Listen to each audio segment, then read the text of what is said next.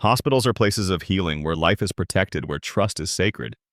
But in 2002, inside the quiet wards of Leeds General Infirmary, that trust was shattered. Elderly patients began dying suddenly, inexplicably after routine surgeries and treatments. No one knew why. They weren't terminal and they weren't expected to die. Yet again and again, nurses found lifeless bodies in the early hours of the morning. At first, no one suspected murder. These were natural deaths, or so it seemed. But one young nurse stood out, always on the same shifts, always the last to see the patients alive. His name was Colin Norris. On paper, he was everything a hospital could want. Smart, charming professional. But behind his polite smile, something darker lurked. Resentment, arrogance, and a growing fascination with control. Norris didn't just want to care for his patients. He wanted to decide when their care would end. Between May and November 2002, 5 elderly women, Doris Ludlam, Bridget Burke, Irene Crooks, Ethel Hall, and Vera Wilby, all fell mysteriously ill and died under Norris's supervision. Later, investigators discovered the shocking truth: each had been injected with massive doses of insulin, even though none were diabetic. When confronted, Norris showed no remorse, only cold confidence. One officer recalled his words, "Someone always dies when I'm on the night shift." In 2008, he was convicted of 4 murders and an attempted murder, sentenced to life imprisonment with a minimum term of 30 years. He was called the Angel of Death. But Colin Norris wasn't an angel. He was a predator, hiding in plain sight in the one place people should have felt safest. Classification: serial killer characteristics. Angel of Death. Nurse. Number of victims: 4. 7. Date of murders: 2002. Date of arrest: October 12th. 2005. Date of birth: February 12, 1906. Victims profile: Doris Ludlam, 80. Bridget Burke, 88. Irene Crooks, 79. And Ethel Hall, 86 patients. Method of murder: poisoning, massive doses of insulin. Location: Leeds, West Yorkshire, England and United Kingdom. Status: sentenced to life imprisonment and ordered to serve a minimum term of 30 years in prison on March 4th, 2008. Colin Norris, B. 1976, Glasgow, was a Scottish nurse and convicted serial killer from the Milton area in Glasgow, who murdered 4 elderly patients in a hospital in Leeds, England in 2002. He was sentenced in 2008 to serve a minimum of 30 years in prison. Crimes: Norris worked at Leeds General Infirmary and St. James's Hospital. Suspicions were raised when Norris predicted the death of one patient, Ethel Hall, saying she would die at 5:15 a.m., and she did. He stated at the time, "It is always in the morning when things go wrong." When questioned by police about this and 3 other patients who had died while he was on duty, he said he seemed to have been unlucky over the last 12 months. The 4 patients were 79, 80, 86, and 88 years old. The police investigated 72 cases in total. Trial. The trial took 19 weeks and the jury deliberated for 4 days. Norris was convicted on the 3rd of March 2008 of the murder of 4 women and the attempted murder of a 5th, aged 90. He was sentenced to life imprisonment and ordered to serve a minimum term of 30 years in prison the following day. Judge Mr. Justice Griffith rejected any possibility that Norris was practicing euthanasia because none of the victims was terminally ill. He told Norris when sentencing, "You are, I have absolutely no doubt, a thoroughly evil and dangerous man. You are an arrogant and manipulative man with a real dislike of elderly patients." The most telling evidence was that observation of one of your patients, Bridget Tarpey, who said, "He did not like us old women." Referred to in the British press as the Angel of Death, Norris killed his victims by injecting them with high levels of insulin. Though his victims were women, Norris is gay. Jessie McTavish, a nurse convicted and then cleared in 1974 for the murder of an 80-year-old patient with insulin, has been identified as a possible inspiration for Norris. He once attended a lecture on her case while studying at nursing college. Similar cases. In the aftermath of Norris's conviction, the British media drew comparisons with Dr. Harold Shipman, Britain's most prolific serial killer who killed more than 250 patients by lethal injections. Date Chait Supt, Chris Gregg, who worked on the Shipman case and led the Norris investigation, was convinced that Colin Norris would have gone on to kill considerably more people if he was not stopped in his tracks. In 2006, Benjamin Jean, a nurse at a hospital in Banbury, Oxfordshire, was given 17 life sentences for murdering 2 of his patients and attacking 15 others. He used a variety of injections, which often included insulin. Evil and arrogant killer nurse is jailed. Tuesday, March 4, 2008. Nurse Colin Norris has been jailed for life and told he must serve a minimum term of 30 years after murdering 4 elderly hospital patients who were in his care. Norris, 32, of Egglesay Terrace, Glasgow, killed the vulnerable women by giving them massive doses of insulin when they went into hospital in Leeds in 2002. He was given 4 life sentences with a minimum term of 30 years for each of the murders and a 20-year sentence to run concurrently for attempted murder. Jailing him at Newcastle Crown Court, Mr. Justice Griffith Williams said, "You are, I have absolutely no doubt, a thoroughly evil and dangerous man, arrogant and manipulative with a real dislike of elderly patients. There cannot be any suggestion you were motivated to hasten their ends to spare them suffering. Indeed, there was no evidence that any of them was suffering apart from the pains that the elderly sometimes have. I suspect you enjoyed the power that ending a life gave you, choosing the elderly because they were defenseless. Then, emboldened by the fact that nobody suspected what was happening, it is clear you embarked on what in truth was a campaign of killing. A campaign which would no doubt have continued had not experienced medical staff been alerted to what was happening." The judge said he had considered imposing a full life sentence without any early release. The aggravating factors were that the victims were vulnerable. Norris breached the trust others had in him as a nurse, and that there was a degree of premeditation. Norris showed no emotion as he was led away from the dock. West Yorkshire police detectives have said he showed no remorse for killing Doris Ludlam, 80, Bridget Burke, 88, Irene Crooks, 79, and Ethel Hall, 86, while he worked at the Leeds General Infirmary, LGI, and the city's St. James Hospital. He also tried to kill Vera Wilby, 90, but she survived the coma, which followed the unnecessary insulin injection. Police began an investigation after Dr. Emma Ward noticed in November 2002 that Mrs. Hall had slipped into a hypoglycemic coma despite not being a diabetic. Detectives looked at other deaths on the wards from comas when Norris was working, and after a lengthy investigation found that by the time Dr. Ward raised her concerns, he had already killed 3 times and failed with another attempt. The nearest the prosecution came to outlining a motive was to suggest that Norris disliked working with the elderly. All his victims were frail after suffering from hip problems and could all have been considered a burden to nursing staff. Colin Norris, angel of death nurse, may have killed more. 0403 2008. A staff nurse convicted of murdering 4 elderly women patients may also have killed 3 others and was caught before he became another Harold Shipman, police have said.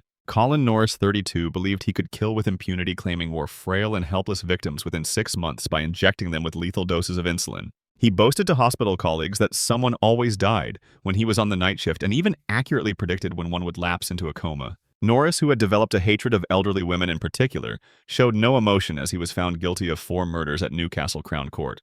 He will be sentenced on Tuesday. Police believe if Norris had not been caught, due to a doctor's vigilance, he could have killed many more, drawing comparisons with Shipman, Britain's most prolific serial killer who killed more than 250 patients by lethal injections. Stuart Hall, the son of one of his victims. Ethel Hall said Norris was either trying to play God or wanted to be seen as a hero. Detectives said he killed simply because the women irritated him. The gay nurse disliked bathing elderly women. Det. Supt. Chris Gregg, who worked on the Shipman case and led the Norris investigation, said, "Harold Shipman showed what can happen if a killer is not caught until the end of his career. Here we have a killer caught at the very beginning of his career. I am convinced that Colin Norris would have gone on to kill considerably more people if he was not stopped in his tracks." The detective added, Norris was growing in confidence. He believed he was perfecting his craft. If he had not been caught, he would have carried on. Why? Because he enjoyed it. He was selecting people who were a nuisance to him. One of the ladies was throwing her bedclothes off her just before he killed her. To him, she was an irritant, a nuisance, and for that she died. Norris from Glasgow committed his crimes in 2002 while working in hospitals in Leeds and once said he disliked caring for geriatric patients. He was caught when a specialist, Dr. Emma Ward, grew suspicious and ordered blood tests on Mrs. Hall, 86, after she was found unconscious. Mrs. Hall, who was admitted to hospital with a broken hip, was discovered to have been given 1,000 unnecessary units of insulin compared to the 50 a day given to someone with diabetes, a condition she did not have. It prompted a police inquiry into the deaths of 72 patients, which identified 18 suspicious deaths, 8 in which Norris, the nurse, at the point of death. He was later arrested on suspicion of murdering 5 women and trying to murder another, while clinical explanations were accepted for 2 of the deaths. Norris was charged with 4 murders: Mrs. Hall, Doris Ludlam, 80, Bridget Burke, 88, and Irene Crooks, 79, and 1 attempted murder. Vera Wilby, 90, after the Crown Prosecution Service considered there were too many complicating medical factors to bring a 5th murder charge. Post-mortem examinations were not conducted in the case of the other 2, and the deaths were certified as through natural causes. Prosecuting Robert Smith QC told Newcastle Crown Court there were remarkably common facts between Norris's 5 victims who had all undergone surgery for hip fractures. Each was in poor health and could be regarded as a burden to nursing staff, Mr. Smith said. Each suffered from hypoglycemia between 4 and 12 days after surgery. Norris has never revealed a motive for his crime, leading senior detectives to believe he did it simply because he had the opportunity to do so. Det. Supt. Gregg said, "What has shown out through this investigation and trial is the absolute dedication of nursing and medical professionals. Colin Norris is an exception to that. While others around him were duly caring for their patients, he was looking for opportunities to kill them by poisoning them with insulin. He presented himself to police during interview and the court during the trial as an extremely arrogant individual who has not shown the slightest degree of remorse or emotion for what he has done. Why he chose to do what he did is only known to him, but it is clear that all high victims were frail elderly ladies who were vulnerable in his care. Norris is not only a dangerous criminal, but cunning in his actions, choosing times to commit his crimes carefully, being either early in the morning or at weekends when he knew senior and specialist staff were not routinely on duty. Stuart Hall, 53, a service engineer, called for a public inquiry and also compared Norris to Dr. Shipman. Mr. Hall, her son, said, "As the person who injected his victims with insulin, he was the only person who knew what was wrong with them. And that gave him the choice if he wanted to administer the antidote and create a miracle revival. It gave him the power to give life and to take life. I hope they put him away permanently and never let him out." Mr. Hall added, "Somebody like that is extremely dangerous because they know how to kill discreetly. It is very much a Shipman-like thing. It could have been more than 5 and could yet still prove to be." Mr. Hall said Ethel's widower John had a heart attack 3 weeks after her death, and other members of the family are sometimes too scared to go to hospital. Dr. Hugo Massey-Taylor, medical director of Leeds Teaching Hospitals NHS Trust, said, "Changes had since been implemented at their hospitals, but added that none of the changes could have prevented Norris's crimes." He said, "These were dreadful crimes that took the victims prematurely from their families. We are very sorry about this, and our thoughts today are with the families for any distress they suffered both at the time of their relative's death and during the course of bringing Colin Norris to justice." Colin Norris, Angel of Death nurse timeline. February 12, 1976, Colin Norris is born in Glasgow and raised in Partick by a supportive family. August 1992, Norris achieves 6 GCSEs and studies travel working in travel agencies before switching careers to work as a nurse. September 1998, Norris begins studying for a higher nursing diploma at Dundee University in the School of Nursing and Midwifery. January and September 1999, Norris attends lectures on diabetes and the treatment of diabetic patients with insulin. May 24 to July 4, 1999. While training to be a nurse, Norris works on Ward 11 at Ninewells Hospital in Dundee, where he learns about the management of patients with diabetes. 1999. Norris cares for elderly patients on Ward 7 at the Royal Victoria Hospital in Dundee as part of his training. He tells his tutor he hated the placement and missed part of it through unauthorized absences. January 11, 2001. Norris's personal tutor gives a specific talk to her students on the subject of abuse of elderly patients, including particular reference to a Glasgow nurse in the 1970s who was convicted, but later freed on appeal, of killing elderly patients by injecting them with insulin. May 21, 2001. Norris works at the Riverside Nursing Home in Dundee, caring for elderly people, and misses 11 days of the placement. During another placement in 2001 at Brodie Ferry Health Centre near Dundee, Norris tells a district nursing sister he didn't like working with geriatric patients. June 2001, Norris graduates from Dundee University with a higher nursing diploma. October 2001, Norris starts work as a staff nurse at Leeds General Infirmary, where he works on Ward 36. During the next 14 months, he also works on the orthopedic ward at St. James's Hospital in the city. May 2, 2002. Vera Wilby, 90, is admitted to Ward 36 at Leeds General Infirmary with a broken left hip after a fall in Rod in Leeds. Her condition deteriorates as she recovers from surgery. May 17, 2002. Norris administers a dose of the powerful painkiller morphine to Mrs. Wilby to make her drowsy. He then administers more drugs, and 90 minutes after he finishes his shift at the hospital, she is found semi-conscious with a sudden hypoglycemic attack but survives. June 12, 2002. Doris Ludlam, 80, from Pudsey, West Yorkshire, suffers a fall and breaks her hip at Chapel Allerton Hospital in Leeds, where she is receiving treatment for a heart complaint. She is transferred to Ward 36 at Leeds General Infirmary for surgery. June 16, 2002. Bridget Burke, 88, of Holbeck, Leeds, is admitted to Ward 36 at Leeds General Infirmary with a broken right hip. June 17, 2002. Surgeons operate to repair Mrs. Burke's hip. She is frail and confused with bleeding in her head and complications from a stroke, and she also develops a serious bacterial infection. June 25, 2002. Norris gives Mrs. Ludlam an unnecessary dose of the powerful painkiller diamorphine, which is double the recommended level. This renders her drowsy, and Norris then gives her drugs, which reduce her blood sugar level before he goes off shift at 7:45 a.m. She is discovered in a coma about 40 minutes later. June 27, 2002, Mrs. Ludlam dies. July 20, 2002, Mrs. Burke falls out of bed. July 21, 2002. Norris, who is working the night shift, claims to have discovered Mrs. Burke slumped in bed at 3:10 a.m. Doctors are called, and she is found to be deeply unconscious after a hypoglycemic attack despite not being diabetic. July 22, 2002. Mrs. Burke never recovers and dies shortly after midnight. The death certificate records the cause of death as from a stroke. October 2002. Mrs. Wilby is discharged from hospital and goes to live at a nursing home. She dies the following year from unrelated causes. October 10, 2002, Irina Crooks, 79, from Hunslet, Leeds, falls and fractures her hip and is treated on Ward 23 at St. James's Hospital. Norris treats her for several days, and although she remains unwell, breathless, and requiring oxygen and needing a walking frame to get about her condition is giving no undue cause for concern. Norris records in her notes that her condition is improving. October 19, 2002. Norris reports finding Mrs. Crooks totally unresponsive shortly before 6 a.m. She has suffered a hypoglycemic attack but is not diabetic. October 20th, 2002, Mrs. Crooks dies. November 2002, Ethel Hall, 86, of Calverley, Leeds, is admitted to Ward 36 at Leeds General Infirmary with a fracture to her hip and undergoes surgery to repair it. All goes well and she appears to be recovering, being able to walk with assistance. November 19th, 2002. Ethel Hall has fainting spell, which is not unknown for her. November 20th, 2002. Ethel Hall takes a very serious turn for the worse in the early hours of the morning, and staff find her choking. Her blood sugar levels are found to be very low, and blood tests show abnormally high levels of insulin. Earlier in the evening, Norris predicts this change in condition without any medical indications, in a conversation with colleagues saying, "Whenever I did night, someone always died." He continues, "It was always in the morning when things go wrong, about 5:15 a.m.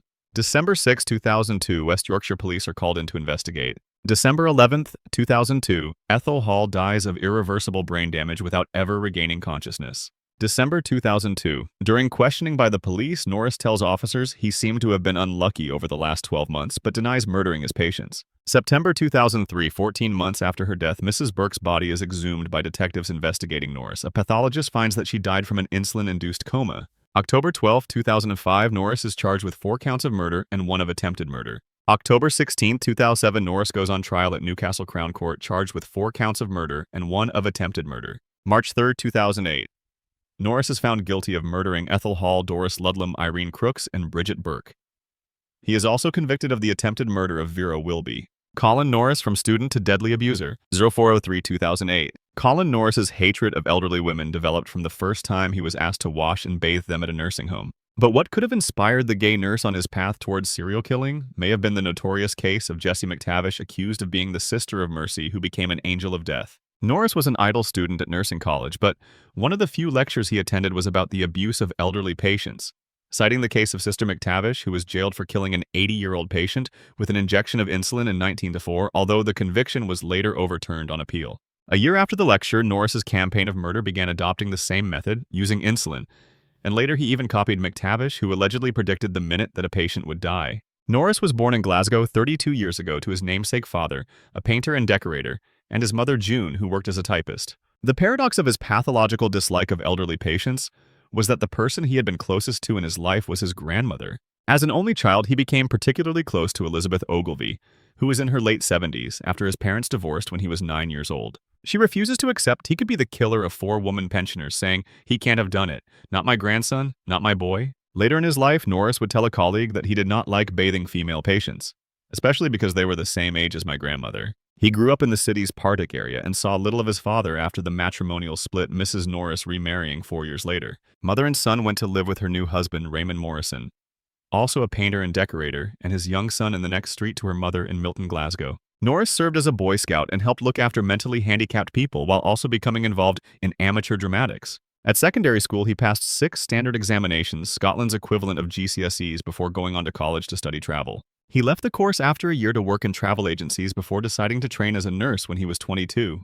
Norris said he made the career switch because you get to deal with people and get to make a difference in their lives. He studied for a higher nursing diploma at Dundee University's School of Nursing and Midwifery, and also had 2 part-time jobs. His first contact with elderly patients came during a placement on Ward 7 at the Royal Victoria Hospital, Dundee in 1998. Norris complained to a friend that he was unhappy because he did not like geriatric patients. He preferred the excitement of trauma work. He was also sent to the Riverside View nursing home in Dundee but reported in sick with a sore throat after 3 days and never returned to complete the planned 4-week stay. He told a colleague, "When I was bathing female patients and washing them down below, I found it difficult to start with, especially because they were the same age as my grandmother." During the 3-year course, Isabella McLafferty, his personal tutor, recalls having to warn him about his attitude and poor attendance. It was she that on January 11, 2001, gave a specific talk to her students on the subject of the alleged abuse of elderly patients, including particular reference to the case of Sister McTavish. She was from Glasgow Norris's home city, and her trial caused a sensation 3 decades ago, although the conviction was later overturned. As a trainee nurse, Norris also worked Ward 11 at Ninewells Hospital, Dundee, where he learned about managing patients with diabetes. While there, he repeatedly refused to change patients or their bedding. Police have found no evidence to suggest he harmed any of his charges during his student years. But 4 months after qualifying, he obtained a job as a staff nurse on Ward 36 at Leeds General Infirmary, and a 6-month killing spree followed. Norris was openly gay, spoke in a strong Scottish accent, wore thick black-rimmed glasses, and is also remembered for nipping through the fire escape for a cigarette during night shifts. He had no criminal record and shared accommodation with other men while living in Leeds. His first attempt to kill a patient in May 2002 failed, when 90-year-old Vera Wilby survived because the insulin overdose was counteracted by her naturally high blood sugar level. Like the others victims to come, she was frail, vulnerable, and in poor state of health, both before and after undergoing surgery to repair a damaged hip. Her quality of life was diminished, and she was a difficult patient to care for. At the end of one of Norris's night shifts, she was found by medical staff in a hypoglycemic state, her brain being starved of sugar. She survived the attack but was the only one to do so. Norris refined his killing technique before murdering Doris Ludlam, 80, in June 2002. In the early hours of June 25th, Norris gave her an unnecessary dose of the powerful painkiller diamorphine, which was double the recommended level. This rendered her drowsy, and then before he went off shift at 7:45 a.m., Norris injected insulin, which reduced her blood sugar level. 40 minutes later, she was discovered in a coma, and she died 2 days later. A month later, Bridget Burke, 88, died of the same hypoglycemic condition on Norris's watch, and then Irene Crooks, 79, in October. All the women had been injected with massive insulin overdoses, even though they were not diabetics, so did not need the drug as they recovered from routine hip operations. On each occasion, the deaths were put down to natural causes, and Norris's confidence grew. He told a colleague someone always died when he was on the night shift, and was said to have become so arrogant that he accurately predicted his next death, that of Ethel Hall, to within 15 minutes. After she was found collapsed in a coma, Norris pointed to his watch and said to a staff nurse, "I told you so." Another former colleague said that Norris seemed to react with detached amusement when the women died, while 2 ex-patients claimed Norris verbally abused them after they rang an emergency buzzer on a ward when an elderly patient climbed out of bed. They said he told them, "I hope you suffer and rot in hell." A total of 72 deaths were investigated by police as part of the investigation, and 18 were classified as high priority before he was charged with the 4 murders and attempted murder. Detectives believe he used the opiates to make his victims drowsy before injecting them with the lethal dose of insulin. Police recovered documents detailing a less painful way of injecting morphine or diamorphine. The prosecution said it was impossible to say what the motive was, but all the patients had been difficult and were capable of being a burden to medical staff. He was suspended by the Royal College of Nursing the day after his arrest on December 11, 2002. While on bail, he moved back to Glasgow, worked for an events company, and traveled abroad 8 times while under investigation. Det CHF Supt Chris Gregg, who led the police inquiry, said, "His arrogance was astonishing. He thought he could get away with murder. Each time we asked a question, he simply evaded it. It was as if he was saying, 'You can't prove a thing.'" In the end, Colin Campbell Norris, once trusted, respected, and admired, became the embodiment of every patient's worst fear, the caregiver who kills. In 2008, he was sentenced to life imprisonment for the murders of 4 elderly women: Doris Ludlam, Bridget Burke, Irene Crooks, and Ethel Hall, and the attempted murder of another. He would serve at least 30 years behind bars. The court called his crimes cruel, callous, and chilling. What made his case so terrifying wasn't just the killings themselves, but where they happened in a hospital, a place meant for healing. The victims weren't strangers on the street. They were frail, vulnerable women who trusted him. They looked up at his uniform and believed they were safe. Instead, they were looking into the eyes of their killer. Norris didn't act out of mercy. He wasn't ending suffering. He was feeding a God complex. Investigators and psychologists would later describe him as arrogant, narcissistic, and cold, obsessed with control and fascinated by power over life and death. For years, the hospital staff blamed coincidence, statistics, or fate. Few dared to believe that one of their own could be capable of such horror. But when the truth surfaced, it shattered the illusion of safety that hospitals represent. If a nurse could become a murderer, where does trust begin and where does it end? Even now, the case of Colin Norris haunts the British medical system. It forced hospitals to re-examine their oversight, their ethics, and their vulnerability. It reminded the world that evil doesn't always come with violence or rage. Sometimes it comes with a gentle smile and a syringe. For the families of the victims, justice came too late. Their loved ones entered the hospital to get better and never came home. The Angel of Death nurse isn't just a story about one man's cruelty. It's a warning that even in places built on compassion, darkness can find a way in. If this story moved you, subscribe for more true crime documentaries that remember the victims, not the killers.